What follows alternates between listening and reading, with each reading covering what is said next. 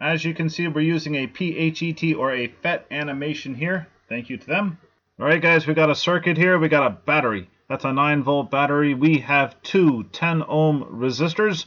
We have 3 switches. We have the star of our show, a capacitor. That's our circuit. We'll start by closing these 2 switches and leave the third switch open, the center one open. With these 2 switches closed, we got a boring circuit. We just got a series circuit like this. We will measure current in our series circuit with the ammeter and voltage with the voltmeter, so let's get to it.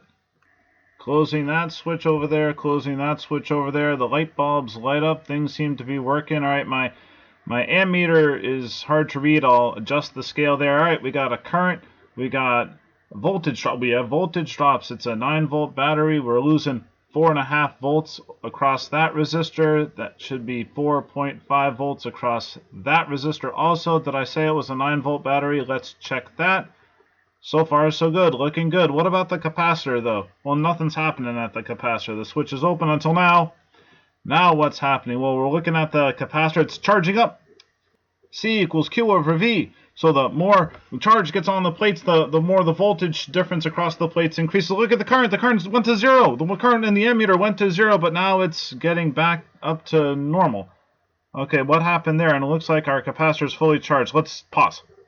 Now, what happened here? What are we left with? We're left with something that's very similar to what we began with because there is no current going through this central branch. There was for a while. For a while, everybody was doing it. For a while, nobody wanted to go through the resistor on the left.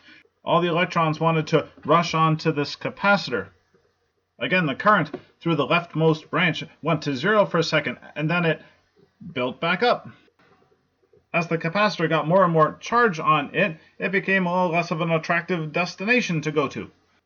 Until eventually the charge in the center branch goes to 0, and we're back to that same series circuit that we had before. Except that now the capacitor is charged to 4.5 volts. And when I say charged to 4.5 volts, again, C equals Q over V. So when I'm talking about V, I'm talking about a Q for a constant C. Anyway, think about this circle. 4.5 volts lost at the resistor on the right, 4.5 volts across the capacitor. That works out. Or think about this circle. 4.5 at both of the resistors. That works out for a 9-volt battery. Or you could say that the capacitor and the light bulb on the left are in parallel. They both have a 4.5 volt drop across them. But we can do more charge on the capacitor. Let's roll the tape again. And the question is, how are you going to increase the charge on that capacitor? Well, here's how. We're going to open up the switch on the bottom left, and the current, of course, through the ammeter goes to 0. But look at the voltmeter. The voltage on the capacitor is increasing. More charge is flowing onto the capacitor. It gets up to, yes, that's right, 9 volts voltage difference between the plates. And not only is the current through the ammeter gone to 0, the current everywhere is gone to 0. Looking at this loop only, and like I said, the current has gone to 0, and V equals IR. Since the current has gone to 0, there's no voltage being lost across that resistor, and the parallel plate capacitor is charged up to 9 volts.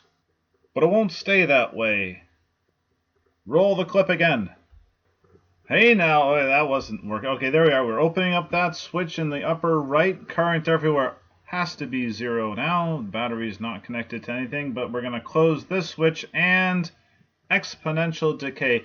Charge is rushing off that parallel plate capacitor, rushing through the resistor on the left there, and the current soon goes to 0, and we're ready to start again.